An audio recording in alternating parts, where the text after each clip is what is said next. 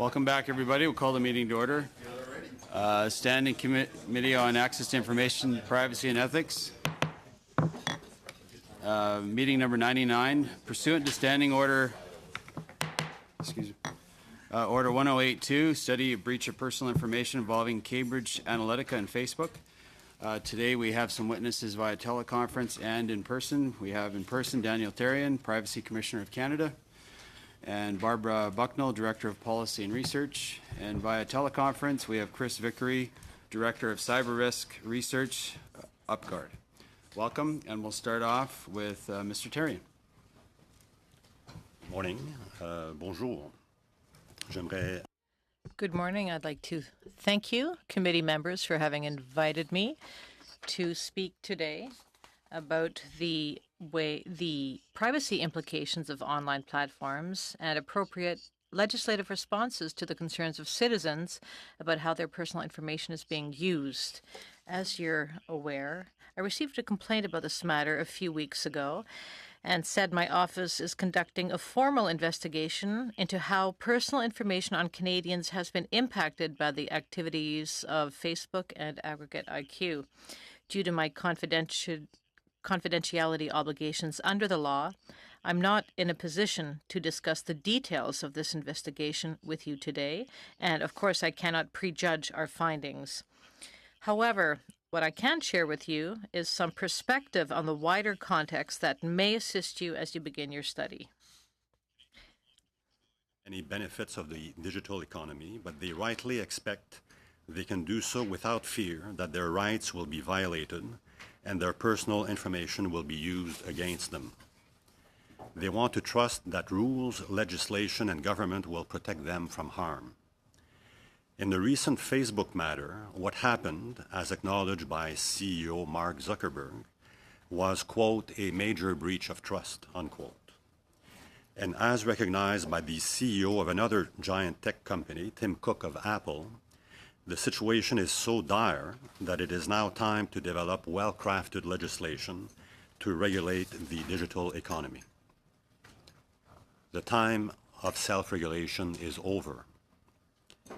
In Canada, we of course have privacy legislation, but it is quite permissive and gives companies wide latitude to use personal information for their own benefit. Under PIPEDA, organizations have a legal obligation to be accountable, but Canadians cannot rely exclusively on companies to manage their information responsibly. Transparency and accountability are necessary, but they are not sufficient. To be clear, it is not enough to simply ask companies to live up to their responsibilities. Canadians need stronger privacy laws that will protect them when organizations fail to do so.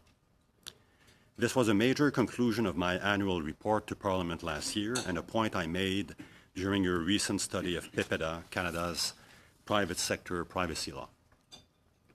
Significantly, given the opaqueness of business models and complexity of data flows, the law should allow my office to go into an organization to independently confirm that the principles in our privacy laws are being respected, without necessarily suspecting a violation of the law.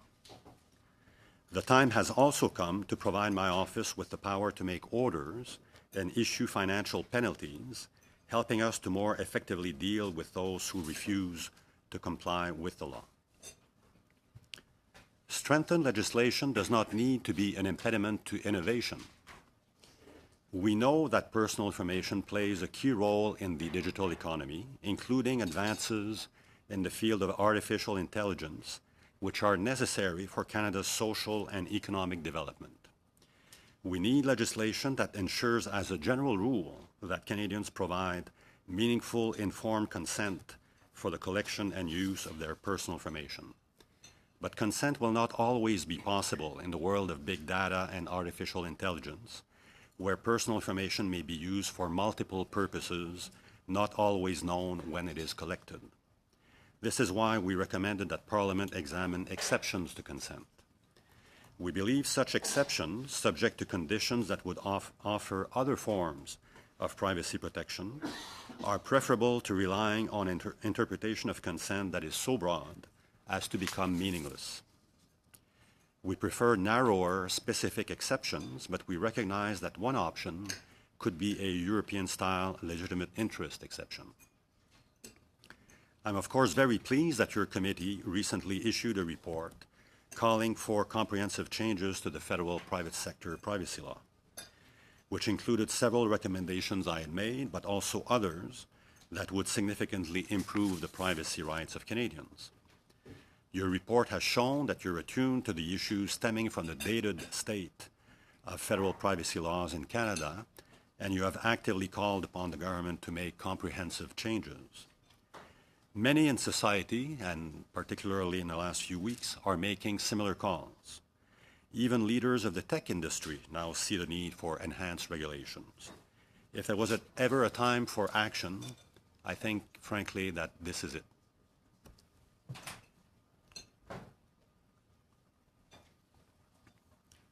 Il est également temps d'agir. It is also time to act when it comes to privacy protections and political parties. As you're aware, no federal privacy law applies to political parties. British Columbia is the only province to cover them. This is not the case in many other jurisdictions. The UK, most of the EU, and New Zealand, amongst others, all cover political organizations with their laws. In point of fact, in many EU states, information about political views and membership is considered highly sensitive, even within existing data protection regimes requiring additional protections. There are also now, in the digital environment, so many more actors involved: data brokers, analytics firms, social networks, content providers, digital marketers, telecom firms, and so on. So while I'm currently investigating commercial organizations such as Facebook and Aggregate IQ, I am unable to investigate how political parties use the personal information they may receive from corporate actors. This is, in my view, a significant gap. Some independent authority needs to have the ability to review the practices of political parties and to assess whether privacy rights are being truly respected by all relevant players.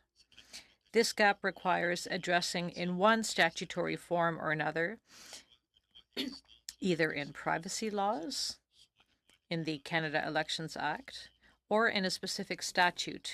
In conclusion, I'd again like to highlight the urgency to act as well as the stakes involved. The integrity of our democratic processes, as well as trust in our digital economy, are both clearly facing significant risks. I cannot think of more relevant questions for legislators to confront, and I applaud you for commencing this important study. So thank you again, and I'll welcome your questions. We'll go on to Chris Vickery, who's in sunny California today. Mr. Vickery. Good morning. It is a pleasure to be appearing before you. I am grateful for the opportunity. I believe the matter before us is one of very great importance. Facebook is certainly one of the core elements involved, but I would urge all of you to keep an eye towards the very focused efforts of others that rely on Facebook as a pillar of their operations, but not solely on Facebook. Others that are tending to cause direct harm to what I believe is the institution of democracy itself, as sort of an end goal of what they're working towards here.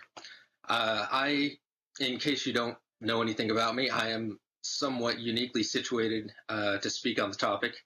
The majority of my work can be described as hunting down data breaches. I call myself openly a data breach hunter. Over the past several years, my reputation has grown to be one of a leading authority on the prevalence and causes of data breaches, as well as common patterns of incident response by the affected entities. Please note, though, that the data breaches that I locate and secure are not the result of actual computer exploitation or malicious acts. This is just data that has been left out in the open for whatever reason, and nobody realized it until I came along and found it. You may think that there probably wouldn't be that much of that, but you'd be surprised. There is quite an epidemic of misconfigurations out on the internet. Some examples of data that I've secured stems from Verizon, Viacom, Microsoft, Hewlett-Packard, the United States Department of Defense, the Mexican National Institute of Elections, the INE, a couple of international terrorism blacklists, as well as the 2016 Trump presidential campaign website. They were leaking a bit of information as well. The sum total of the efforts that I have undertaken has resulted in safeguarding of nearly 2 billion with a B records containing private information. So I am well versed in this stuff. I look forward to answering any questions you may have, but more on point, I would like to point out that 2 data breaches that I came across in December of 2015 involved the United States voter registration in its entirety, all 50 states plus DC. The second time in December that I found it, they were more enhanced. They had private details about people, various pieces of personality and behavioral things, whether or not somebody was a gun owner, whether or not they lived a biblical lifestyle. A year later, in 2016, or 6 months later, I came across another nationwide U.S. voter registration database, this one even more enhanced, having details on whether or not somebody watched NASCAR, whether or not they were anti-abortion sentiment holders, whether or not they likely owned a gun. Then another set of nationwide records came into my attention. I downloaded them after finding them in June of 2017. This would be the third round of complete U.S. voter registration records that I'd come across. This was 198 million records, which ranks as the largest U.S. voter data breach in known history. I would like to point out that at the time of discovery, not a single one of these database breaches were protected with even a username or a password. They were simply out in the open. If you knew where to look, you could find them anywhere in the entire world. The aggregate IQ situation that brings me here today is one that first started on March 20th of this year, so not that long ago. I didn't know who aggregate IQ was until March 20th. I was kind of fiddling around on an open public website called GitHub, where web developers collaborate and publish open source code.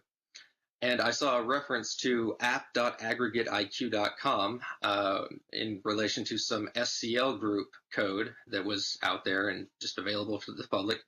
I followed the breadcrumbs, figured out what aggregate IQ was, noticed that they had a subdomain called GitLab. When I viewed gitlab.aggregateiq.com, it occurred to me that the registration was available, and they were, in essence, inviting the entire world to register for an account on their collaboration portal. I proceeded to register an account. It let me in, and all of these tools, utilities, credentials, scripts, employee notes and issues and merge requests were all present before me. I very quickly realized the importance of this and that there would be likely heavy interest from regulators, governments, and the populaces of several nations. So I began downloading. Normally, I go to great efforts to kind of protect anybody that may be affected by this type of thing, but the overwhelming public interest in knowing the truth behind what Cambridge Analytica, Aggregate IQ, and SCL Group have been doing is a compelling factor in this particular situation. I don't want you to think that I just run out there and hand out everyone's dirty laundry when these things are found. This is a different situation. Again, keep in mind that anyone on in the entire world with an internet connection could have found the same thing and gotten an account the same way that I did, downloaded the exact same things, regardless of what nation they are in or what loyalties they may feel. This was completely exposed, no manner of protection whatsoever. And a malicious actor could have taken it a step further in that there were and are database passwords, usernames, credentials, keys, authentication methods documented in these files that I did not take advantage of. I did download them, but I did not go the extra step and use those passwords to access the additional databases. So this, if it was found by someone else and they were of the persuasion that would take advantage of it, could have been and may be a much more serious data breach than has been mentioned. They could be completely infiltrated. Every bit of data that has ever crossed through Aggregate IQ's hands could be in the hands of anyone that had found this same exposure. There are a few remaining questions that I have not been able to decipher fully that I believe your investigation should figure out. While I am still looking into quite a bit of the data, I have not come to the exact final conclusion of what Aggregate IQ's relationship is to SCL Group and Cambridge Analytica. The walls of the separation between those entities are very porous. It's clear that code, access permissions, and data have traversed between the three of them and other groups. So I would implore you to get to the bottom of that. Second question being, to what extent, if any, restricted political and private data has been utilized by Aggregate IQ or Aggregate IQ employees for commercial profit-seeking ventures? I have found evidence of ad networks being developed under the same domain. One notably called AdReach Networks. There are a few AdReach networks on the internet, so make sure you're looking at the right one before going after anybody in a questioning manner. As well as AQ Reach, and one of the employees that was working at AIQ was doing simultaneous work for an ad company called Easy Ad AG, or Easy Ad Group AG, which is based in Switzerland, has subsidiaries in the US and in Russia. I would love to know what work was being done and if any of the data traveling through AIQ was utilized in any of those ad campaigns or setups that that employee was working on at the same time. Finally, yes? Yeah, no, we're just at 10 minutes, so if you can finish your testimony, that's great. Yes, I have one final point. Go ahead. There is also a cryptocurrency token aspect to this. One comment within the GitLab commentary section was marked with a flag that later I noticed is a confidential flag. And that comment had to do with the Midas token. I looked into it. Midas token was a project they were working on. It was tied to a website selling cryptocurrency at a $10,000 minimum buy-in. The website has since gone down since this was made public, and it feels very fishy to me. So if you could figure out why somebody was developing a cryptocurrency on the Aggregate IQ GitLab instance for sale to the public, and why they would possibly not want anyone to know about this, I think it would be worth the investigation. Thank you. I look forward to answering any questions. Thank you, Mr. Vickery. And just for the committee's knowledge, California's about 3 hours behind us, so he's up at 5 o'clock in the morning. So thanks again for appearing. We'll start off first of all with Mr. Nathaniel Erskine-Smith. Thanks very much. So there are a lot of moving parts to what we've heard. My first question is just to clarify. So based on everything that you've reviewed, and obviously you haven't been able to review everything given just the sheer volume of information that you've been able to access, but it's your view that information that was collected across a number of different campaigns for specifically political and more public purposes has been clearly used for commercial profit-seeking ventures. Is highly likely that that has occurred. What I have are the tools. I don't have the ingredients that those tools mixed with, because that would have involved taking the additional step of going into databases and such. So from what I see, there's no reason to have these tools in this way and the documentation as it is if you were not going to mix the political data for commercial reasons. Okay, and give us an example for those of us who are less experienced. What would be, you mentioned gun ownership, you mentioned living a biblical life, and a few other examples. What's the most personal information you found? Most personal information just specific to the voter data breaches? Well, when you're talking or about... in general? Well, when you're talking about using different databases to combine, a profile for an individual, how detailed of a profile are we talking? Whatever the most detailed message you have sent to a loved one through any chat app could very easily be logged, archived, tied to your name. It could be, but is that an example? So you've come across examples like that? Yes, but let me clarify.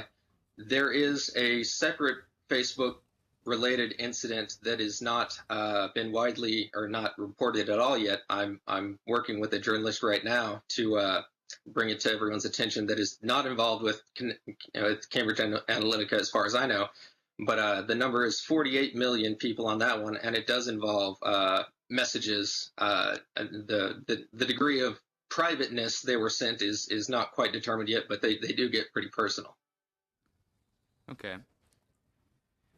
And can you give examples of, you said these are sort of a number of different databases are being amalgamated, I guess, in some ways to create these profiles. Can you give us the significance of these databases? Presumably some are from the election databases that you've talked about. Are there other examples you can give us? Yes. Aggregate IQ, in their documentation, go into detail on their system. It starts with being bootstrapped by the RNC's Data Trust Data Vault, which is the Republican National Committee here in the United States. I actually have found the Data Trust database before it was part of the find in June of 2017. It's quite extensive. Contains data as they merged with I360, which is a Koch brothers backed political information company. Data Trust deleted a blog entry where they claimed to have merged their data with I360. There's also L2 Political. They provided data to this whole beast of a machine that was admitted to on Cambridge Analytica's website recently. Facebook obviously is part of it. The documentation by Aggregate IQ goes on to explain that commercial databases are involved, such as Experian, I know, is one that contributed data towards the RNC Deep-Root Analytics data breach that I found in 2017. I know that because there were Experian IDs being lined up to each voter ID and all the consumer habits being tied on to everybody. Aggregate IQ also states that candidates can bring in their own sources of volunteers and supporters and donators information. They'll aggregate all that into the main database of truth, as they call it. And state voter files then corroborate what the RNC has on file. So there's really no end to what they can plug into here. And you call them porous walls, I think, between some of these entities, AIQ, Cambridge Analytica, and others. When you access the AIQ information on GitHub, can you give us an example of what that porous relationship looks like? What are some key examples of where you see this players across different companies accessing the same information? Well, one example that is very appropriate because it both illustrates the original discovery and the whole nature of this relationship is an employee named Ali Yassin. I usually try not to name people, but I feel it's important for you to know this for any looking into it purposes. He was a full stack developer for SCL Group. On his public GitHub page, he had code that came out of Aggregate IQ. I know because I found it within Aggregate IQ's code base, and it was marked as being authored by an Aggregate IQ employee named Koji. Then further on down in the code base, so you've got SCL and Aggregate IQ that supposedly have no relationship, but working with the same code base. Further on down, there is a field that says client, and written in there is Cambridge Analytica. Now, I can't see why SCL Group would be saying that Cambridge Analytica is a client of theirs. They basically own Cambridge Analytica. SCL Group is the mothership on top of that. So the only reasonable explanation to me is that Aggregate IQ would have been the one putting Cambridge Analytica as the client, and then the code being passed to SCL Group, and that just not being changed immediately.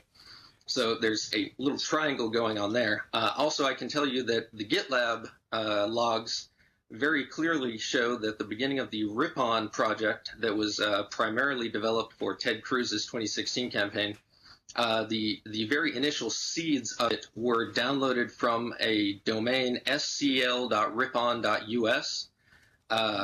and placed in the GitLab and developed and evolved from there. scl.ripon.us is a domain underneath Alexander Nix's name. He's the one that is registered under the Whois records. So that's another example of code flowing from one to the other. Also, the examples that Cambridge Analytica has put forward through their public statements of data that they used, more recently, I guess they felt pressure to kind of be transparent about where the data came from. They admitted that they got the RNC data trust data.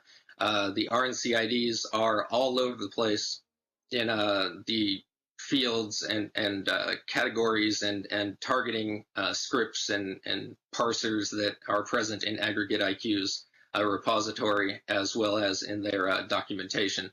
So if data is going directly from one to the other, they are certainly dealing with the same type of data.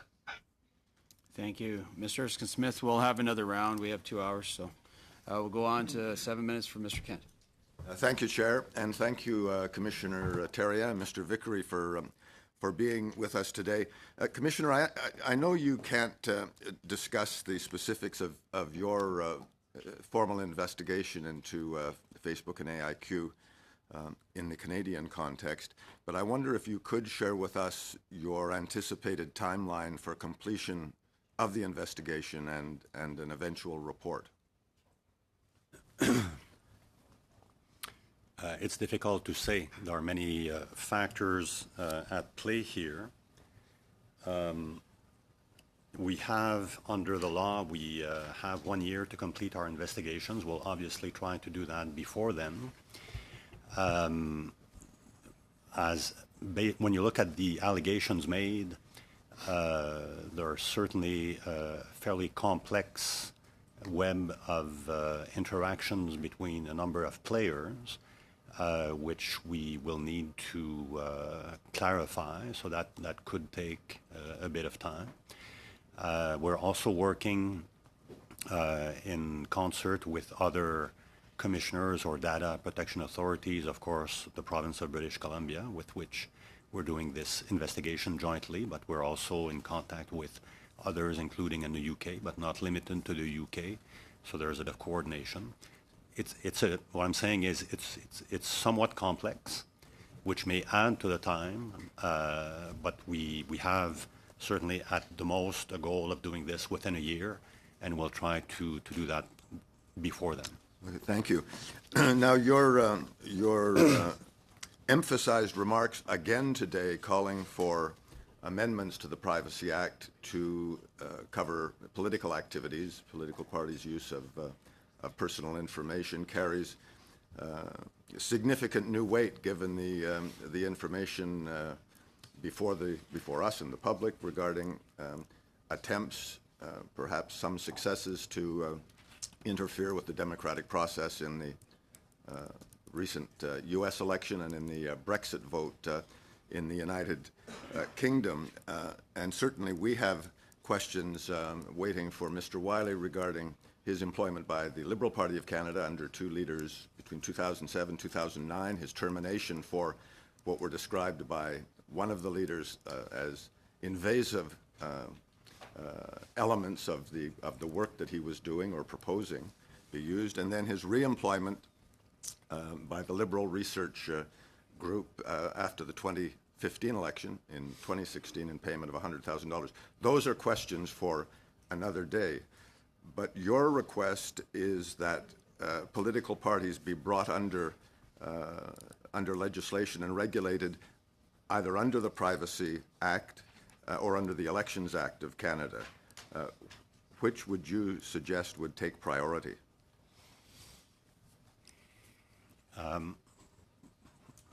I would say probably both, actually.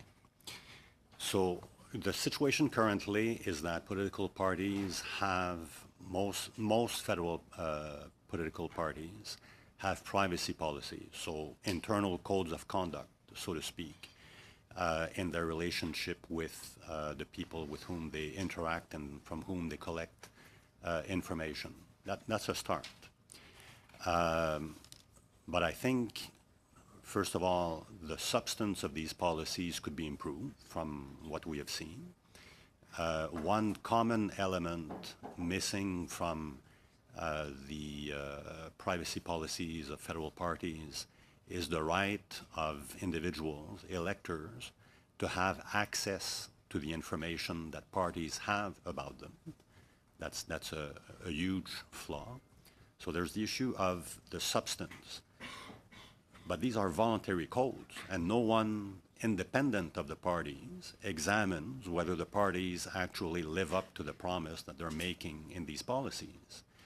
So that leads me to a very important reason why political parties should be governed by legislation, is to ensure that whatever substantive rules exist, hopefully better than what they are now, is verified by an independent third party. Should that independent third party be the Privacy Commissioner, the Chief Electoral Officers, a third person? That can be discussed. But I think what that leads me to, at least, is there are at least two types of issues at play here. There's the issue of privacy and whether parties treat the personal information of individuals properly, which is a privacy issue which would make me perhaps the best person to look at. But then the allegations that we see in the past few weeks leads to a mix of use of personal information and privacy on one hand, and political purposes on the other, which is more the domain of the Chief Electoral Officer. So ideally, I would say, the two institutions would be able to verify what is happening so that the expertise of each is put in common. I assume you watched Mr. Zuckerberg's testimony in Washington last week. I certainly read about it. I wonder if I could ask you for your impression of what he said. Were any of your concerns eased or heightened by his responses? Not particularly. There have been many media reports So we're investigating Facebook. So again, what I'm saying it relates to media reports and facts other than those that I'm investigating.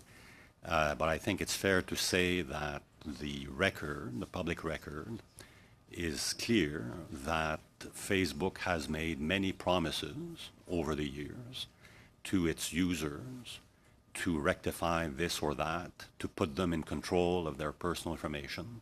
And this is done year after year for a number of years.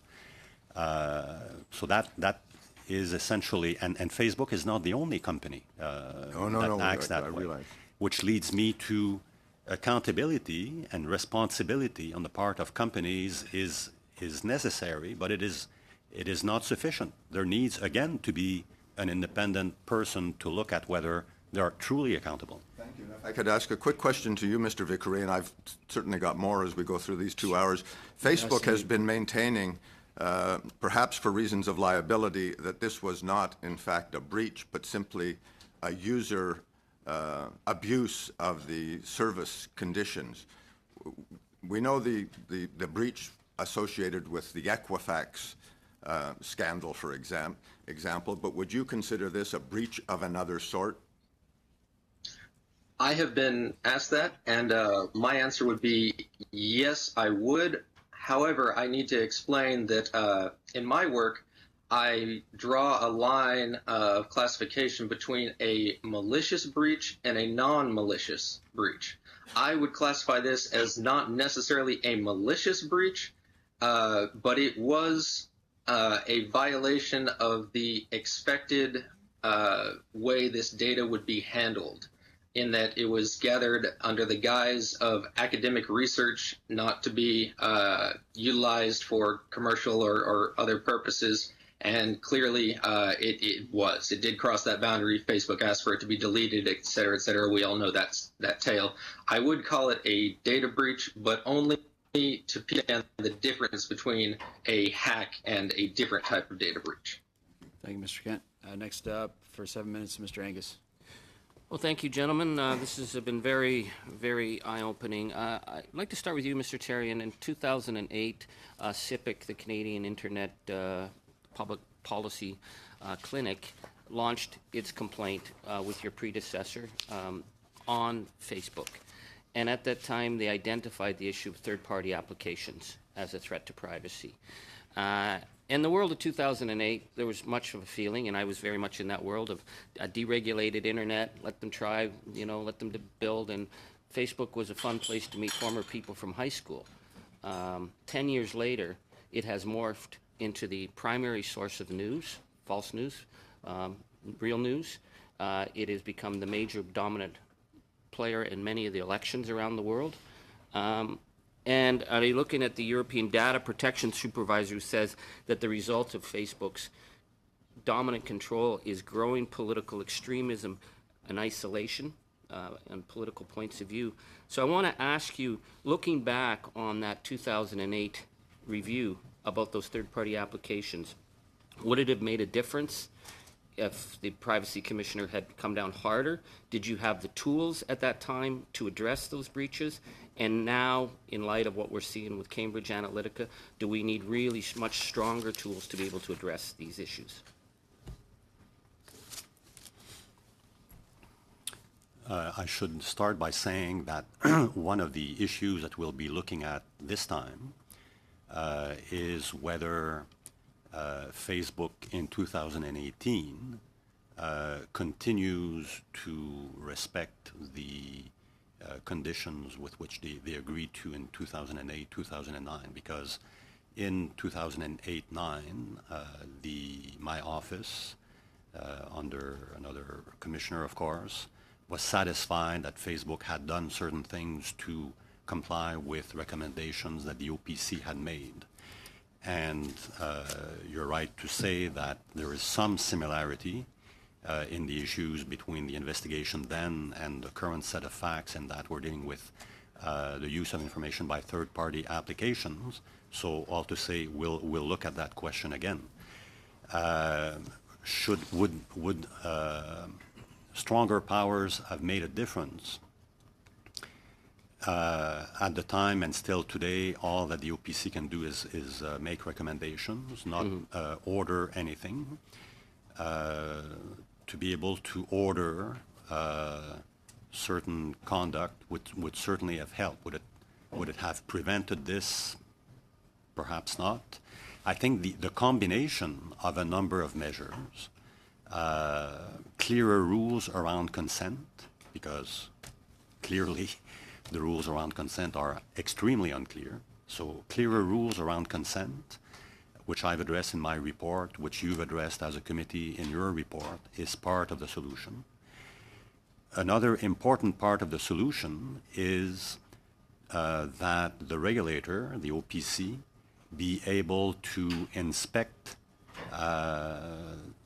the activities of companies proactively, not only when a complaint is made, to ensure that they are truly accountable. To wait until complaints are filed means that the problem needs to have been identified by an individual, and because of the opaqueness of the system, that will be rare. So that's why I'm saying part of the solution is also the authority to inspect without ground so that we can verify, and order making and fines would have made a difference. Would it prevent everything? No. No. But I guess my concern is given what we've seen with the allegations coming out of, Myanmar, there's concerns being raised in Iceland about Facebook's its election day app, identifying people to go vote, that it has a huge impact on the voting system. We have a provincial election in Ontario. My Facebook feed is full of ads that I can tell are not from any political party, but somebody's putting them out there. Whether or not the frame of privacy is enough.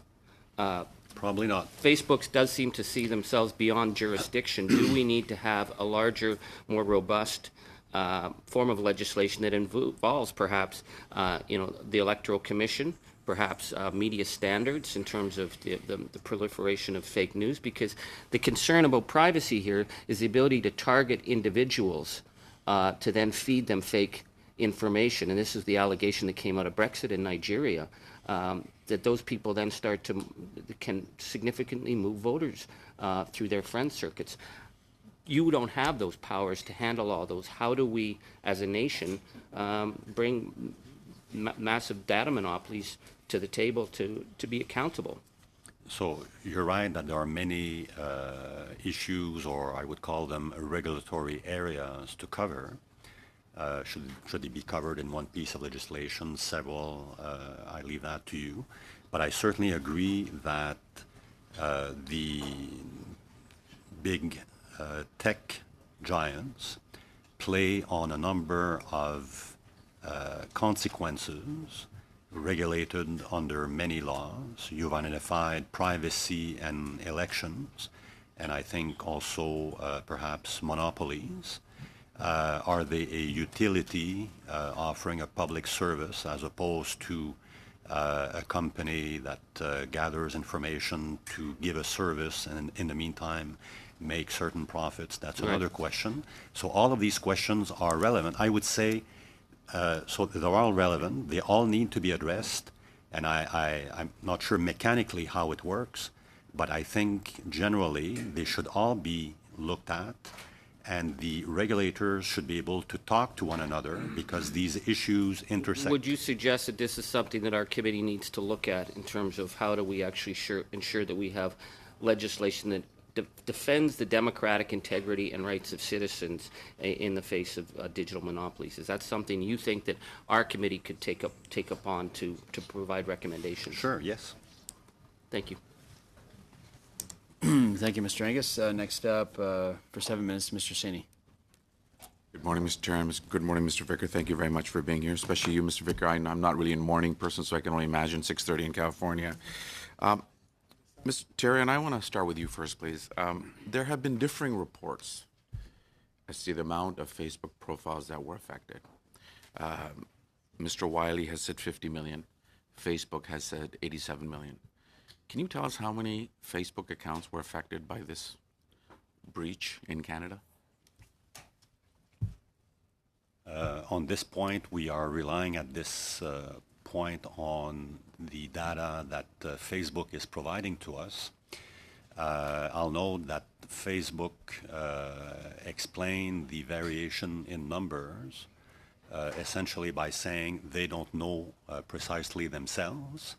The 87 million number, I think, is a function of how many people use the application, the quiz that was at the origin of this, according to the allegations. So that quiz you're talking about, sorry. And then they make assumptions as to how many friends this leads to, and there's a chain at play here.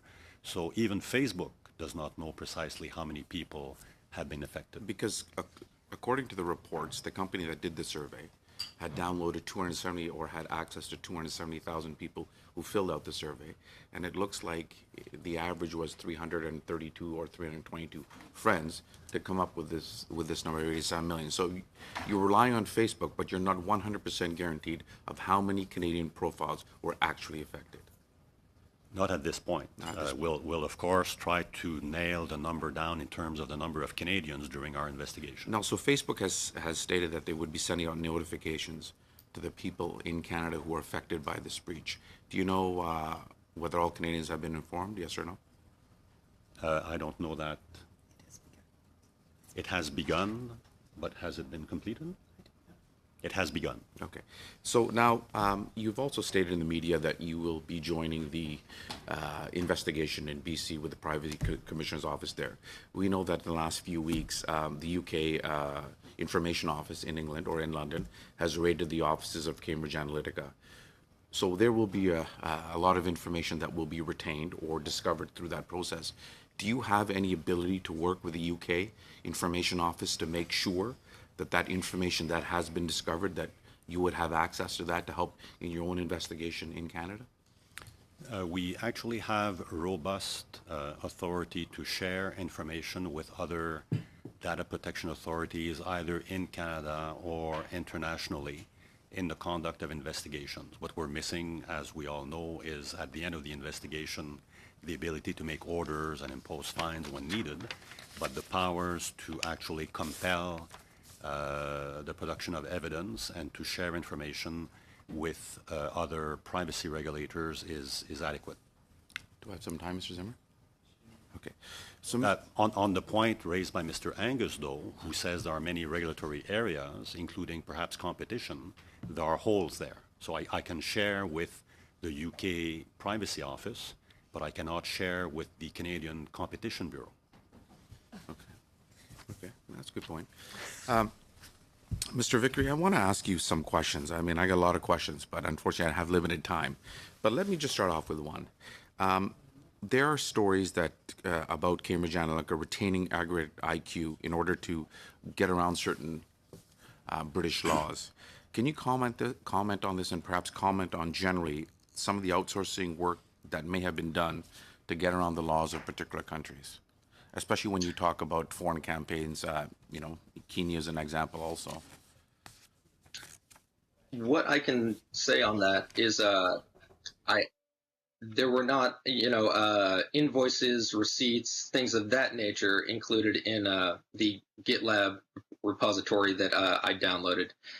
So exact smoking gun receipts and pieces of paper saying, we paid this much to this person, that's not present. However, I can clarify my current understanding that is based upon everything that I have read and looked into and believe.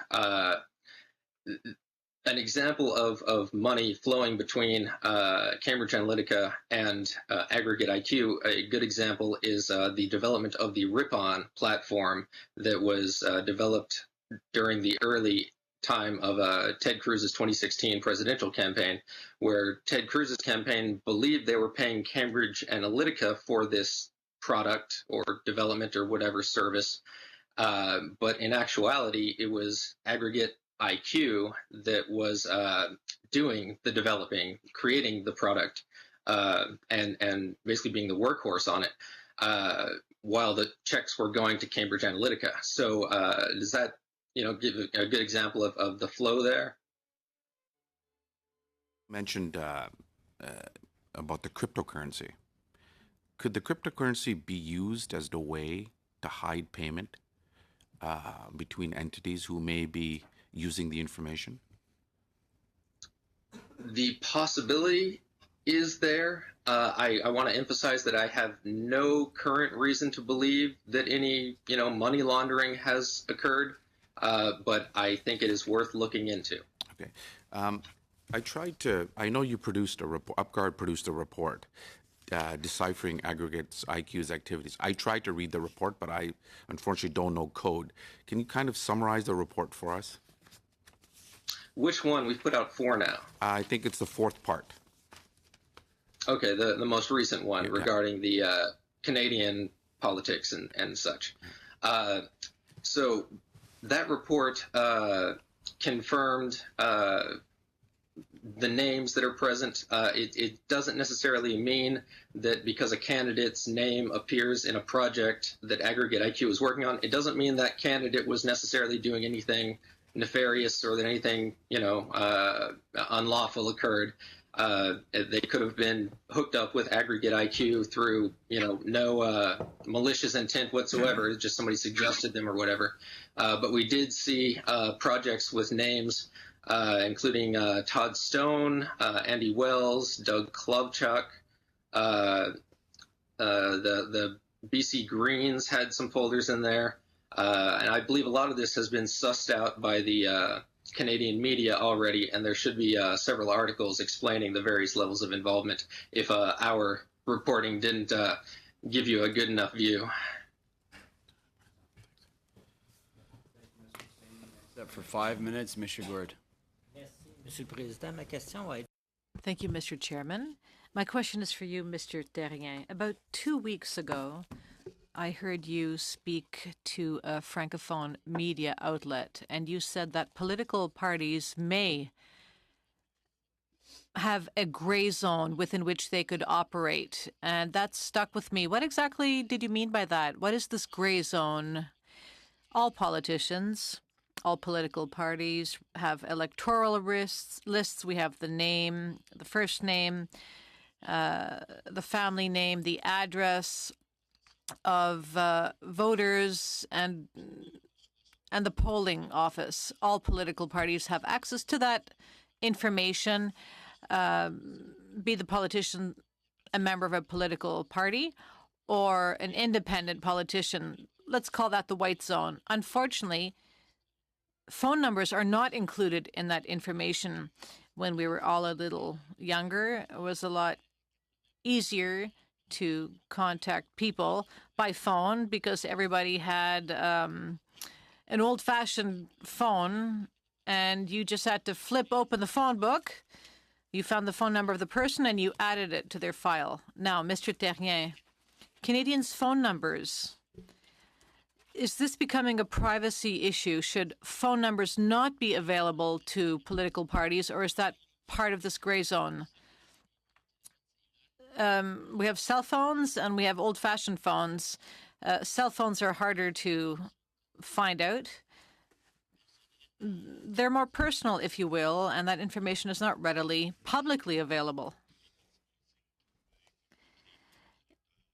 It's understandable and it's fine that political parties wish to reach out to their constituents, but to answer your specific question, should political parties have access to people's phone numbers or other personal information under privacy laws? Well, I believe that people should be able to give their informed consent to that effect. If a person's phone number is not public, if a person does not want to reveal their phone number to anyone, including to a political party, a person should be able to keep that phone number private. So you're saying there's a distinction between the old-fashioned phone numbers, which can be found in a phone book, and cell phones. If a phone number is readily available in Canada 411, political parties should be able to access that number? Yes, because it's public. But a cell phone is not a public number, is it? Well, some people have made their cell phone numbers public, others not. They have given their consent. But how do you get a person's consent if you don't have their phone number? Do you reach out to them in person? Yep, that's about it.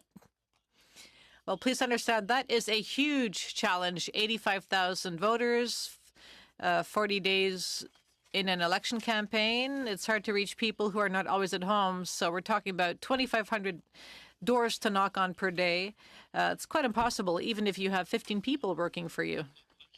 So the basic problem has to do with not having this basic information. It's a conundrum for politicians, so they might resort to some technology to get information to contact their constituents. Sure, you can knock on doors, but what politicians really want to know is whether they can have the support of a constituent. If the constituent says yes, well, we will want to contact them to make sure they actually vote on election day. Of course, over the years, these electoral lists have grown as information has been added, but we always have to make sure that the list is current and up to date. So Canadian politicians need basic information to contact their constituents. So can you blame them to find means to contact their constituents? Well, my answer is to work with the minimum amount of information you have a right to. So this minimum amount of information is contained on electoral lists. And what I hear you saying is that it's not enough for you to actually contact constituents to see if they will support you or not. So I think that you should use the basic information at your disposal and work with that. On the one hand, yes, there is informed consent. And I do understand that there is a legitimate desire on the part of political parties to contact their constituents. And I understand that they only have so much information to do that. So coming back to this gray area, phone numbers, if phone numbers are given to politicians, perhaps phone numbers should be part of basic information. I think that might be more fair because an independent politician who has never conducted any research per se, if this independent politician has basic information minus phone numbers, it's a huge disadvantage compared to political parties which have been in existence for many years. So do you think it is more fair to give all of this basic information to every politician and political party so they're all at the same starting point during an election campaign? Yes, I understand what you're saying.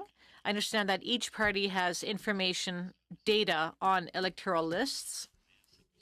What I'm hearing you say is that it's not enough for you to actually communicate with your constituents. So the question is out there, and it's up to you to take a closer look. When I was talking about the gray area in that interview, I was actually referring more to the fact that I don't know how politicians use the information at their disposal, so I don't know what's going on. We have privacy laws to protect citizens, but neither myself nor any other independent officer can actually see how political parties use the information at their disposal. There's no independent third party to make sure that the privacy rules are actually being upheld.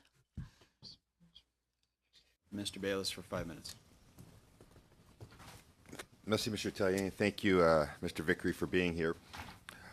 It seems that we have a fundamental question to ask as a society, and that is, when we come to data, what will we allow and what will we not allow?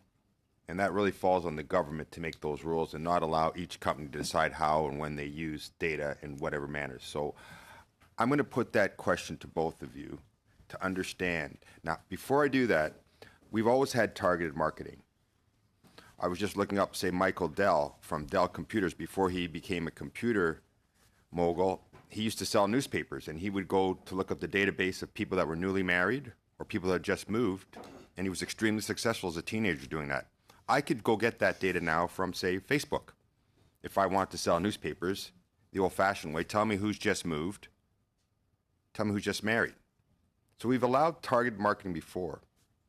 Now, selling of data, nothing to do with Facebook again. I give charitable donations, and I know that some of these charities share my data with other charities because it's a good way to hit someone up again.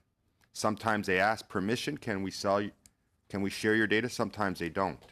But that sharing of data for commercial reasons, that targeting has been allowed. Both of these things have been allowed in the past. Facebook makes it far more efficient. If I was a political party, say I was the Green Party, and I went to someone and said, who's posting a lot about environmental issues, that might be a good person for me to target to get a donation or to convert. So I want to ask you this fundamental question. What should we allow, knowing that these things already happen, and what should we not allow? How should we as a government put parameters around this behavior? I'll start off with you, Mr. Tallien, and then I'll go to you, Mr. Vickery.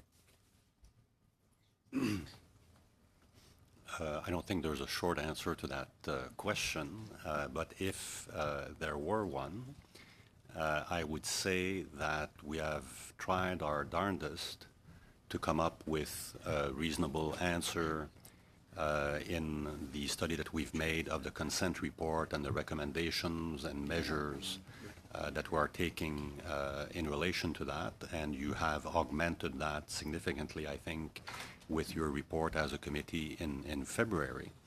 So it's not one thing, it's a series of things. On a philosophical level, not a technical level, should we allow, for example, should we say, look, I'm giving you this data, but you may only use it for this. I'm making a donation, I'm in your database, I do not allow you to share it. Yes. Or I do allow you. Should we, what in a philosophical level, do I own what I give, do I not, on that level?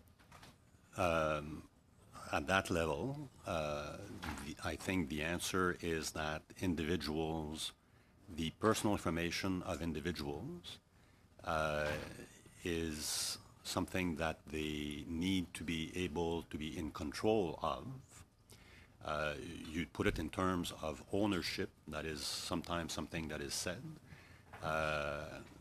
I would rather say it is a human right. Privacy is a human right to control your privacy, and therefore what information you allow to be known by others and to what end, because you choose to do that, because you think that it provides a benefit for you, as opposed to giving consent for an extremely broad purpose, which is then open season for others to interpret as they see fit. So you come down to the formulation of consent from a philosophical point of view. I give you this data, but I put parameters around what you can and cannot do with that data. Yes, with legal rules, so that's the role of government, to ensure that this philosophical concept Yeah, I is get the actually we will respected. build the technicalities. Yeah. Once we decide what we want to do, then Yeah. we can drill down and make, Okay. for example, your right to investigate, your right to fine, Yeah. your right to go, and I agree with you, apply it even to political parties. That's the technicality, once we decide what we want to do.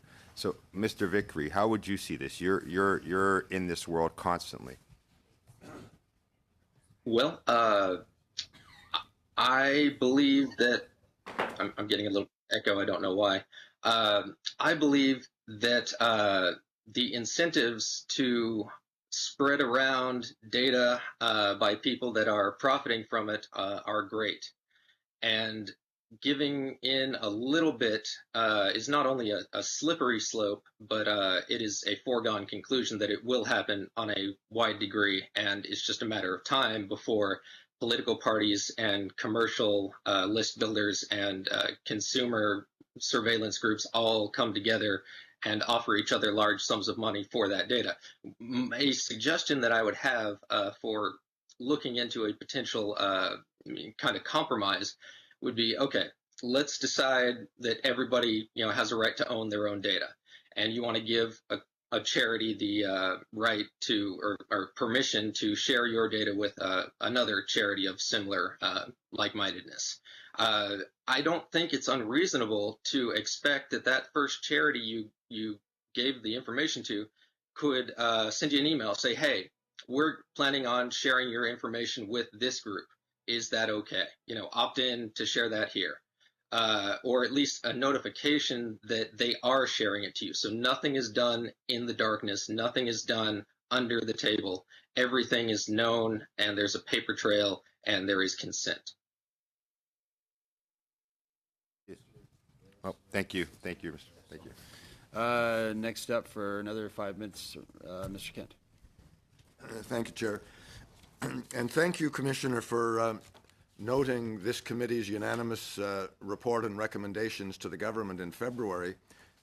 We hope that the government has consumed it as you did. One of the recommendations in that report, and a recommendation that you have made in a variety of sort of tangential ways, is that to work with the European Union privacy regulators. In just a couple of weeks, the new EU GDPR, the General Data Protection Regulation, comes into effect. It protects virtually every data element of citizens across the EU, from their basic information, social insurance number in the Canadian context, to all of their social media activity, to all of their personal information, the computers that they own, their telephone numbers, and so forth. Is it time, has this Facebook scandal, the Cambridge Analytica scandal, AIQ, all of the things that we're talking about today, the fact that artificial intelligence, which has been generated magnificent benefits to society, to mankind, but at the same time, there's been a rush to develop new programs without any consideration for protections and precautions. Is it time for Canada to consider something like the GDPR regulations to protect privacy from the most minimum basic level up to the most complicated when it gets to algorithms and stereotyping and exploitation? It is more than time that Canada legislate. I've made that point many times. The GDPR, the European regulation, is certainly a good standard to compare ourselves with. But I think it's important for each country to develop its own legislation. There might be cultural or constitutional reasons why certain rules would be different. But it's certainly, the European model is certainly a good model. And I've made a number of recommendations inspired by that model. But the main point is it is high time, it is past time to legislate. Thank you. Mr. Vickery, and you've touched on this in a number of your previous answers, but is there a technical way to ensure that if social media users don't opt in, that the multiplication, the pluralistic development of their individual data through their friends, through their lists, through their contacts, through their friends' faces, can be prevented? Or does this come down to a matter of trust that the social media companies that users place their trust in will be true to whatever commitments they may or may not make now or are regulated to make in the future? Well, I have both a positive answer to that and a negative answer to that. I'll start with the negative. There is no way to guarantee that any bit of data, any string of characters you submit or are identified with you will not be propagated down the line to another company. Data multiplies. I see it all the time. There's just no way to prevent it. It's too prolific. Now, I do have a suggestion on how to work towards the goal of containing the amount of data that is multiplying out there for whatever purpose. And that is to have laws on the books that have teeth, because these companies will not deal with large databases of information if they know that it is a huge liability and a potential threat to their bottom line. It's not until the regulators can issue fines that affect profits and stock value that these companies will respect what the regulations say. So this would be along the lines, for example, of the GDPR, which has provisions for up to 20 million dollars or euros in penalties, in fines, or the equivalent of 4% of the revenues of that particular company. And some of these companies are multi-billion-dollar revenue generators. I can't speak specifically to the numbers and calculations, but I believe that is in the same vein of what I'm talking about. That yes, it takes something with teeth attached to it to really get executives' attention, and GDPR has gotten a lot of executives' attention. Thank you. Thank you, Mr. Kent. Next up, Madame Fortier. Merci beaucoup. Alors, je vous remercie, messieurs, d'être ici aujourd'hui. Monsieur Terrien, vous êtes... Thank you, Mr. Terrien. Thank you for being here. You're here all the time. It's you're a regular guest, like guests appear on the Quebec show Tout le monde en parle. I want to get a better understanding of what you do. As you know, the committee unanimously decided to study the data breach facilitated by Cambridge Analytica of Facebook's users' information. I don't, of course, want to interfere with your investigation, but I'm more interested in the violation of privacy rights. Based on what you've said, I understand that current regulation has given Facebook too wide a margin to collect personal data, and it's created conditions allowing Cambridge Analytica to use personal data in a way which is unethical or illegal. So can you tell us more about your study on the violation of privacy rights? Well, because of our investigation and our legal obligations, which is not to draw conclusions before concluding any investigation. Our conclusions at this point are based on what we as a regulatory agency are witnessing and how companies can act under existing legislation. Privacy laws are extremely permissive, and they allow companies to widely use personal data, which is not necessarily compatible with informed and meaningful consent. We see this every day in the course of our work. Now, can we conclude that Facebook violated privacy rights for the reasons which are claimed? Well, we're looking at that. But our investigation is ongoing, so we cannot draw any preliminary conclusions. I can tell you what we're looking at without letting you know what those conclusions will be. Generally speaking, we are looking at whether these two companies, Facebook and Aggregate IQ, whether they violated federal privacy laws, and in the case of British Columbia, whether the companies violated provincial law.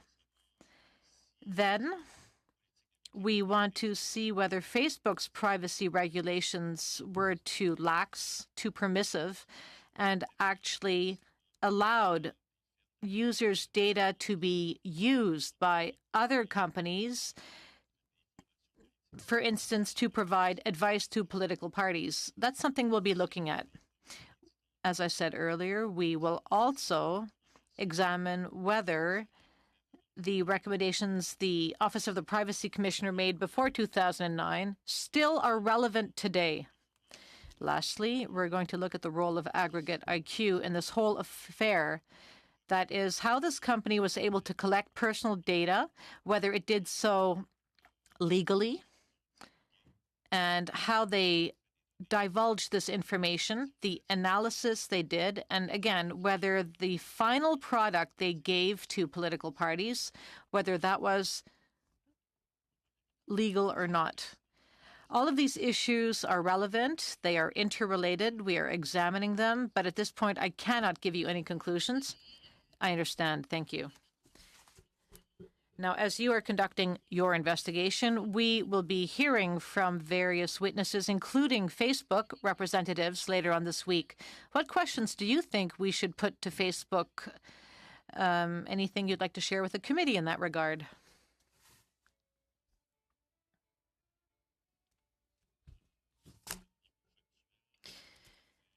Well, you could ask Facebook whether or how it ensures that third parties, that is, people who are doing so-called analysis, receive the personal information from Facebook users, and whether this is done legally and in accordance with privacy laws. You could ask Facebook how it protects its users' personal data against parties which would use them nefariously, how to prevent that information from falling into the hands of bad actors. And again, you could ask the representative, Mr. Zuckerberg, what exactly does right regulation mean, which is the expression used by Mr. Zuckerberg, and how that could be part of the recommendations you will ultimately be making. Thank you very much, Mr. Terrien.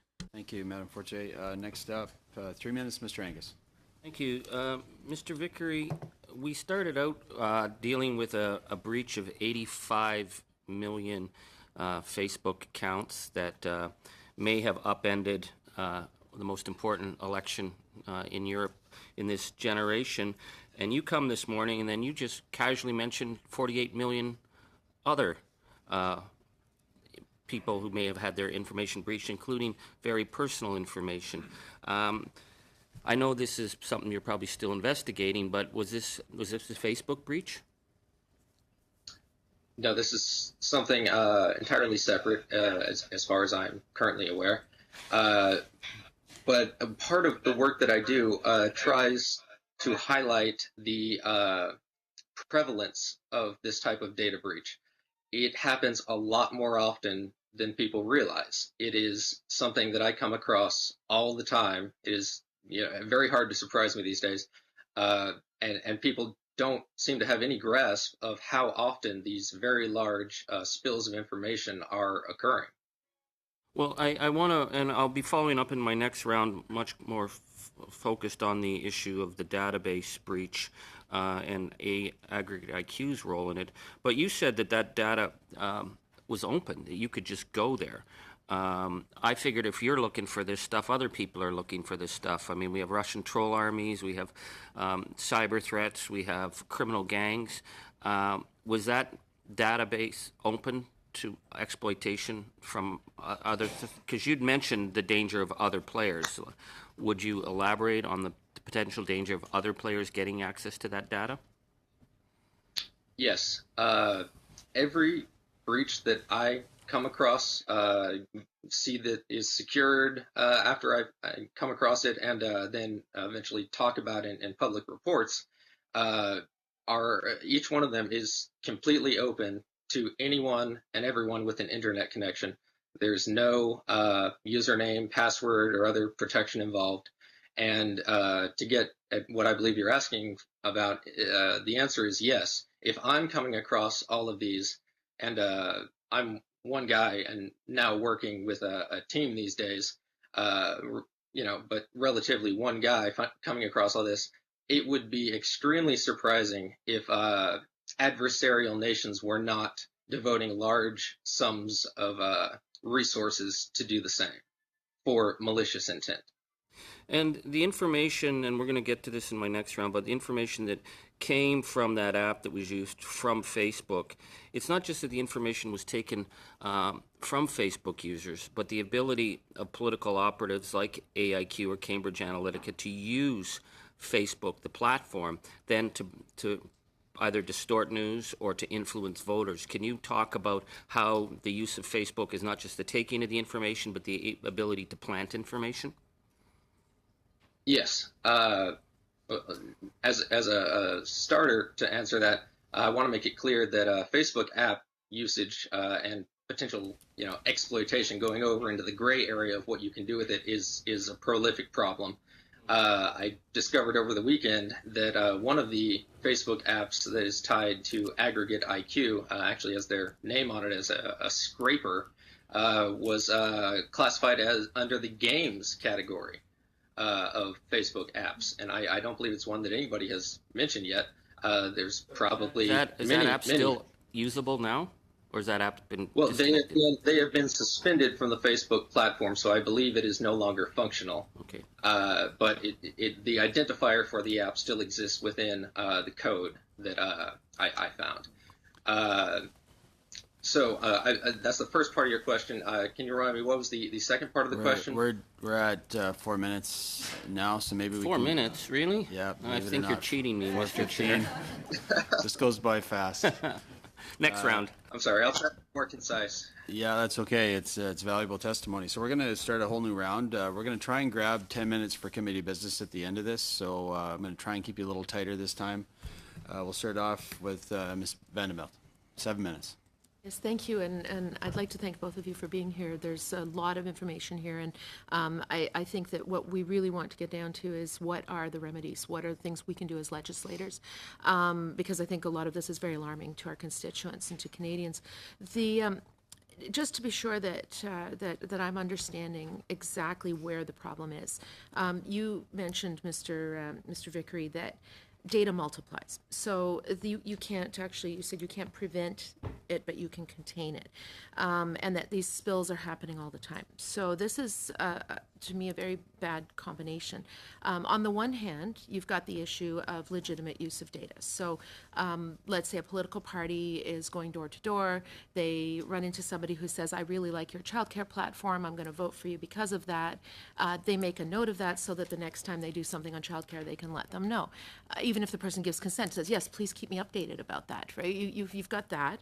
Then that goes into a database. And the issue to me is not so much whether that candidate goes back to that person and says, hey, look at this great policy we've got, but if that then gets shared either accidentally, maliciously with, say, Toys R Us, who says, they're concerned about childcare, therefore let's sell them toys. Is that sort of where we're looking? That's the problem.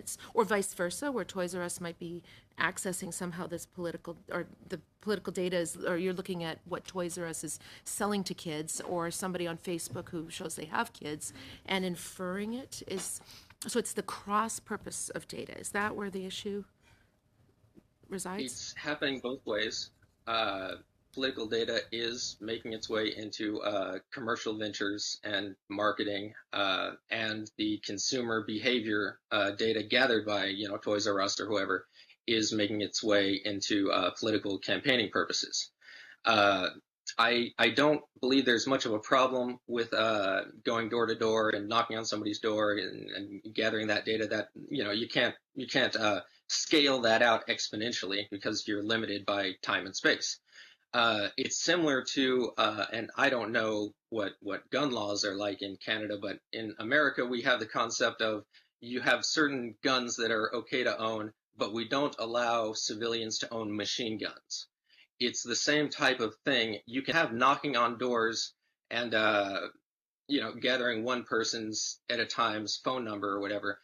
But when that turns into more of a machine gun situation where you are sending out thousands of surveys and emails and Facebook advertisements and everything and harvesting en masse the private details or personal details, at least, of many, many thousands times the people you could normally, that gets into the machine gun category, and that is dangerous. So what worries me is what you're talking about. I think you said there are spills happening all the time. So even if you want to maintain it in a small local campaign, you've got just things that you're keeping, or a commercial entity is keeping track of purchases of their people in their store and for advertising. When this is happening accidentally. So we're not talking about legislation that says you must notify when you share the information with XYZ, because many of these entities won't even know that they're sharing this information. It's out there in a place where then somebody else can access it. And really, it seems to me the problem is at that aggregate level where you've got other entities seeking information, combining that information, and then selling that information. So really, that's the place where we need to be focused, is on the selling of that large, vast amount of information that's perhaps collected from multiple different sources. True to a degree, but I think it's also worth taking a whack at the source of the data as well. A lot of these leaks that occur are happening because companies are willingly ignorant of their security posturing. They have no monitoring going on. They know that what they're doing is profitable, so they don't want to look for problems. The problems exist, and they are being taken advantage of. And companies don't want to know about them. There's no incentive to find a data breach because then it's just your problem. We need to incentivize looking for the problems and punish the ones that are not willing to up their game. And just going on what you said about the cryptocurrency, and you know you've got another whole level when you talk about maybe underground organizations or nation states or criminals who might be trying to do this either in other jurisdictions where we can't legislate, where they may be collecting this data and using it for very nefarious purposes. We almost can't legislate that. I mean, are there ways to be able to prevent that, or is it really, as you said, going back to where the data is collected and housed and making sure that there are incentives on the security at that level? Well, the good news is that this data, in order to be optimally useful for the malicious purposes, the bad guys, they have a need for it to be continually updated and accurate, just like legitimate usage would be. So if we can stop the flow of accurate, up-to-date information in time, what they already have will become irrelevant to a large degree. And as well, in terms of you know, the solution here being that we need to make sure that there's more, that companies are taking it more seriously in terms of privacy. Is that part of it? And the other question that I had for you, because I know I'm running out of time, is what you mean by a legitimate interest exception. So that was the other piece that you mentioned that I wasn't quite clear on. I would agree with what Mr. Vickery has said as to the sum of the solutions. Given the mandate that you have, perhaps you want to look at what might be some legitimate uses of the information to communicate legitimately with electors. Okay. So I agree that there's a concern both ways, information collected for political purposes being used commercially or vice versa, and that needs to be looked at. But what I'm perhaps adding on the table is that flow of information is certainly worth looking at, but it may not all be inappropriate. If you take your example of the family who buys toys, and you say political parties need to communicate with electors to convince them properly, knowing who the electors are, is it necessarily a bad thing that the commercial habits of the family are part of what is assessed? I'm not an expert in elections and what goes against the integrity of an election or not, but I'm looking at it conceptually as there is a need for parties to communicate with electors intelligently, knowing who the electors are. So some of the data analysis may be okay, but certainly not all of it. And the allegations in Facebook and Cambridge Analytica certainly suggest an inappropriate use of information for political purposes. I'm just saying there might be some legitimate uses. As for legitimate interest, we're not in the world now of Facebook and Cambridge Analytica. We're more in the world of if the privacy laws are strengthened, there is a legitimate concern that the rules, some would say restrictions, should not inhibit legitimate, responsible innovation. And in answer to Mr. Bayliss, I said the value at stake for the most part is consent, control by individuals over their personal information.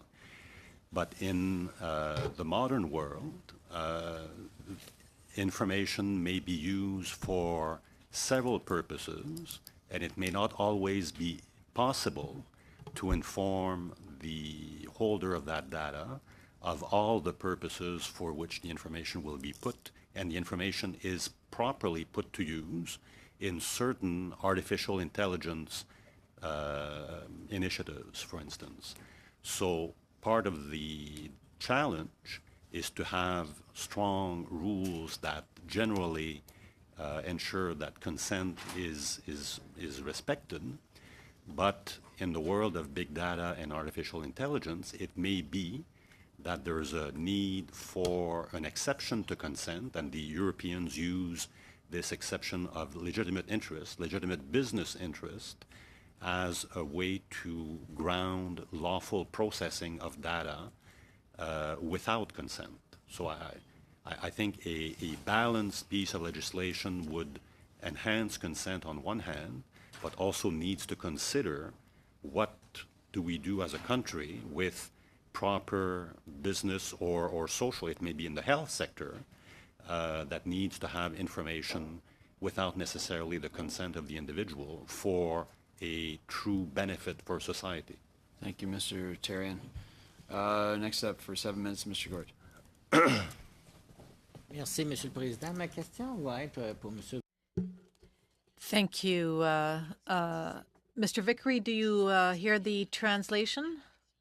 Yes. In the last U.S. election, well, it was a tight election, and the candidate who won the popular vote lost the election, and the candidate who should have perhaps arrived second won the electoral college votes. Perhaps with the help of targeted advertising. Last week, the head of Facebook told us that the business model of Facebook was to sell ads, and that Facebook was very good at this by offering targeted advertising narrowed down to a building or a block, for instance. So, for instance, I have a Mazda dealership, and every day, by coincidence, I get Mazda ads on my RSS feed. So Facebook is unbelievably good at micro-targeting advertising. And it's no secret that American politicians use Facebook to target electoral ads in places which could be influenced and which could lead to desired outcomes. Do you believe that American political parties used profiling? Or do you believe that they had access to profiling by companies which analyzed personal data through targeted advertising? And do you think that politicians used this targeted advertising to influence voters? And do you think that both Democrats and Republicans did this?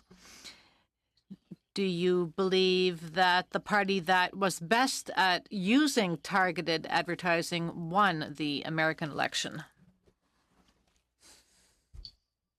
I want to be clear that I'm not here as a proponent of either party, but I can state for a fact that every voter data breach that I have found regarding U.S. politics and every system of influence and so forth that I have looked at just recently in this past fine, it all has been Republican base operations. I have not come across, to my knowledge, of a democratic system of selectively micro-targeting and influencing. Although it may exist, I have not come across it, so I can't speak to the Democratic side.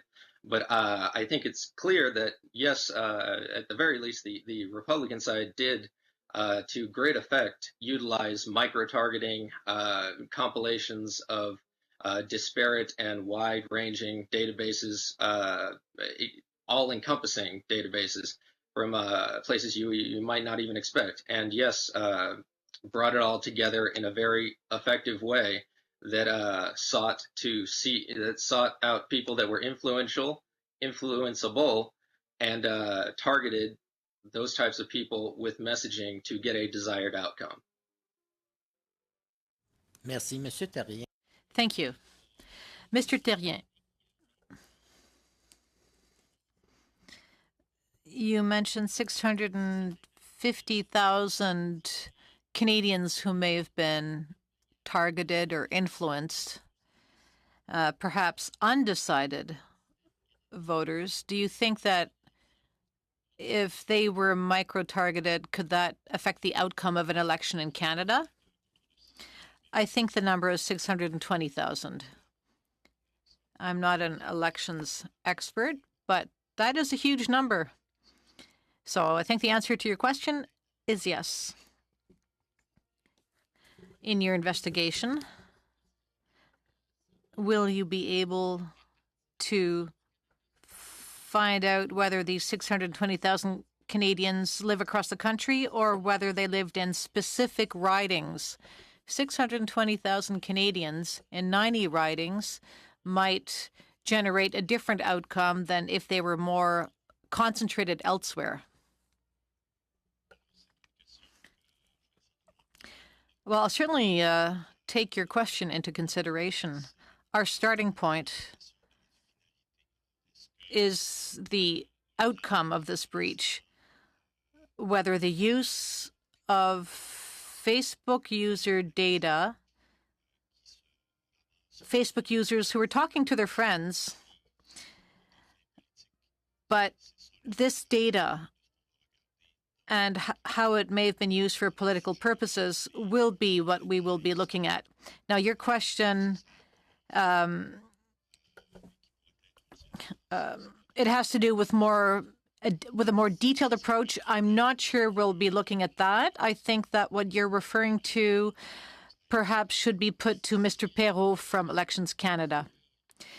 If Facebook can offer political parties micro-targeted ads, and a week before the elections, political parties may be offered micro-targeted ads based on the values of voters, based on petitions they may have shared on Facebook in the days before an election. Well, vacuuming up that data and offering it in return might affect the outcome of an election. That's more than just profiling. That's more manipulation. Absolutely, yes, that could have serious consequences and affect the outcome of an election. I will be looking at that. When you talk about these things, what I think about is whether Facebook users have given their informed consent to Facebook to share that information with third parties in the interest of affecting the outcome of an election. It seems that viewed in the under the prism of privacy laws, that would be overstepping the bounds. I know it goes by fast. Next up for 7 minutes, Mr. Angus.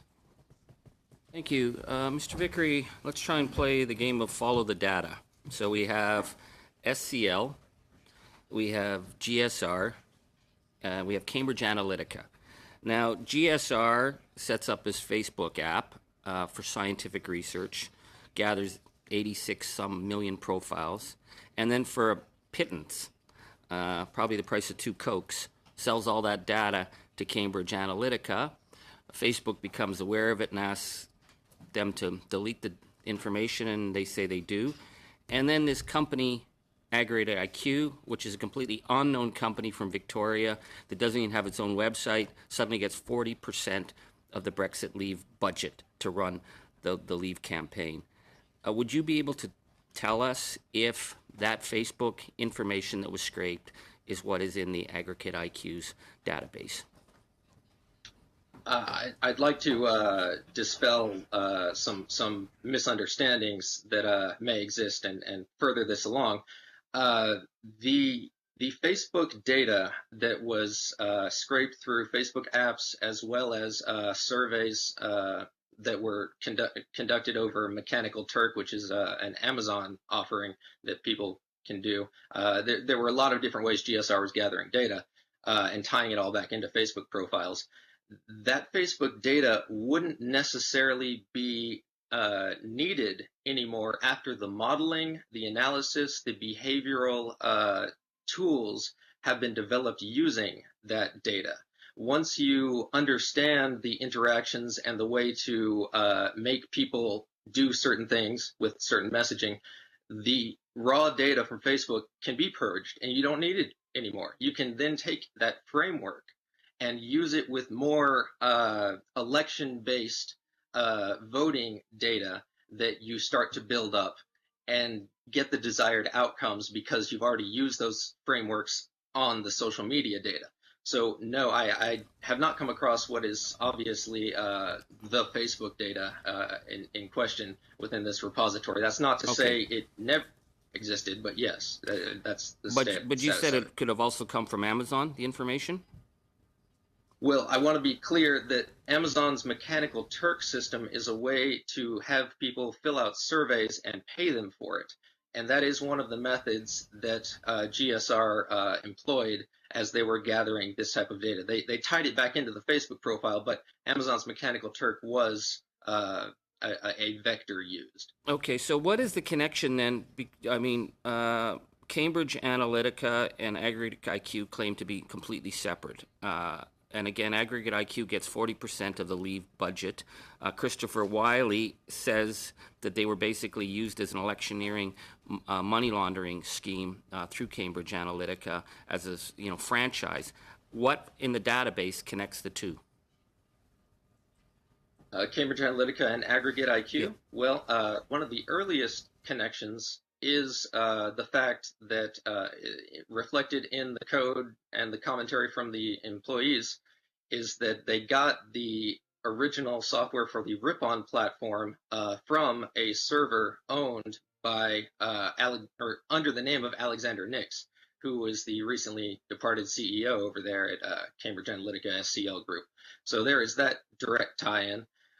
One of the apps that was developed by Aggregate IQ that is a phone community outreach and voter kind of influencing messaging platform. It operated on a domain known as dclisten.com that is also registered under the name Alexander Nix. So there is plenty of examples of resources and assets flowing between these two groups. And so Alexander Nix, who's with SCL and on the board at Cambridge, it's his website that Aggregate IQ is listed as the only website they had when they were given 40% of the Brexit vote leave. Wasn't it an SCL Aggregate IQ website? The only website that they had up at the time? I don't know the history of that website, no. I just don't know. Okay, there's been talk about Aggregate IQ's involvement in many elections, and there's been some very disturbing allegations from Christopher Wiley about a culture of illegality. One of those allegations was the illegal collection of raw user data from ISPs in Trinidad and Tobago. Were you able to confirm any of that? The Trinidad and Tobago allegations. With ISPs. Did you not mention that on Twitter? I believe the evidence to show that those allegations are factual exists here. It's not in a final conclusion phase, but yes, there is a Trinidad and Tobago project in here with personally identifiable information of a large deal of people.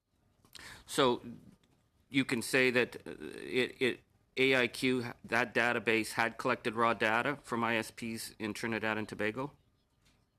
Whether they got it from ISPs or other means is not definitive, but yes. Okay, let me rephrase that then. So that there was data that could have affected the elections in Trinidad and Tobago that was in the AIQ database. Yes, absolutely. Okay, thank you. I'm concerned about the issue that you mentioned about cryptocurrency, these ad networks they were setting up, because one of the things that Christopher Wiley stated was that the real money wasn't in elections. The real money was after. He's talked about the ability to influence governments if you've got the right government in. With Aggregate IQ, does it look like this database is being used for other commercial purposes that would have furthered their interests? The potential is there. I want to kind of emphasize that I see Aggregate IQ as more of a division of a larger, entity. You could think of them more like a development department within a larger corporation. And who is that larger corporation? Who is that larger corporation? Sorry, what? I would say that corporation is likely to be thought of as SCL. SCL. I see their goals and endpoints aligning quite, in parallel. Thank you. Thank you, Mr. Angus. We'll go to Monsieur Picard for 7 minutes. I would like to come back to our study that is the nature of private information. What do we do with it? We've heard speculation about what is most likely to happen to personal information or data. The use of this data by companies for transitional needs is at the heart of the issue we are studying. I will describe two scenarios, and I'd like to know what both witnesses what you think about my perception. Here are my questions. One, will the role of the government be to clearly define what personal data or personal information is, or is it the role of the government to prohibit any transaction involving personal information? Two scenarios. One, I'm dealing with Amazon, for instance, a bookseller. It's normal, and I expect the second time I go to Amazon, or even the first time I go, I will receive suggestions on books that might interest me based on on my past buying history or the past buying history of people who have bought a book I'm interested in. So when I entered into my relationship with Amazon, I've consented to sharing some information. And so Amazon keeps that information to itself to provide me with a better service. Another scenario. In a month, I'm going on a cruise ship and I'm putting this on social media. So anyone looking at my Facebook page, working for a travel agency, might start contacting me about travel deals for cruises. And because I said I'd be gone for a week, the likelihood of my house being broken into while I'm gone might be higher because I've put my personal information out there. I've made it public. However, the information I've given to Facebook to use its service means that I am sharing my private information with the world out there. So again, these are two examples, but two realistic examples.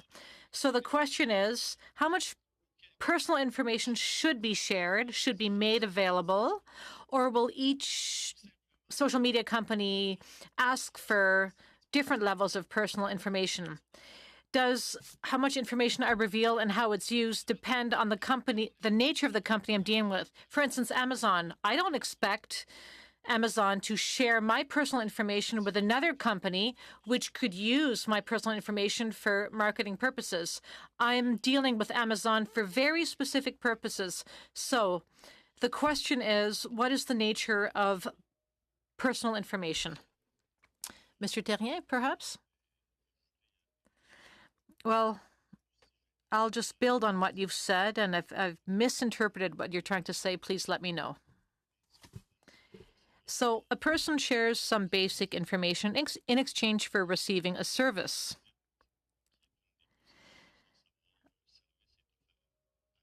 So, in the case of Amazon, for instance, you might be given book suggestions by people who have bought a book similar to yours. Well, I think that your personal information has been used for another purpose. because the company has extrapolated your interests. And Amazon has done this based on personal information you've shared with. However, you might not disagree with the service offered. For instance, you're buying a crime novel, other crime novels are suggested to you. So the information Amazon extrapolated is based on information you shared with Amazon. So yes, I do believe we need to clearly define what personal information is. I think the legislation we have is good.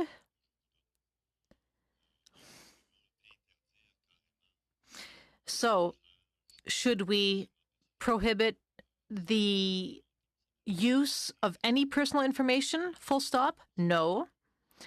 Does that answer your question? Yes, thank you. Mr. Vickery, what would you say to that? That the usage of your personal information, well, just for starters, I agree that we need to define what personal information is. Everyone needs to understand what the rules are and not have any ambiguity there. So yes, I would say there need to be clear definitions that everyone plays by. The usage by Amazon is not of malintent. It is to offer, a better experience for you, and clearly is not being taken advantage of. Now that does, go up to some interpretation. I think your other example of posting something on Facebook is a little bit different in that you chose to post that. Facebook did not share that on your behalf. You put it up on your Facebook wall. There's a clear, you opted in to show this to the world. And getting a few calls from travel salesmen might be the appropriate consequence of oversharing that data, and maybe you won't do it in the future. But that was totally your decision there. That wasn't another company making the decision for you. So if a company looks at my line for the last 2 years and from analysis decide that my behavior is such and such, and therefore another company start to get in touch with me based on what is publicly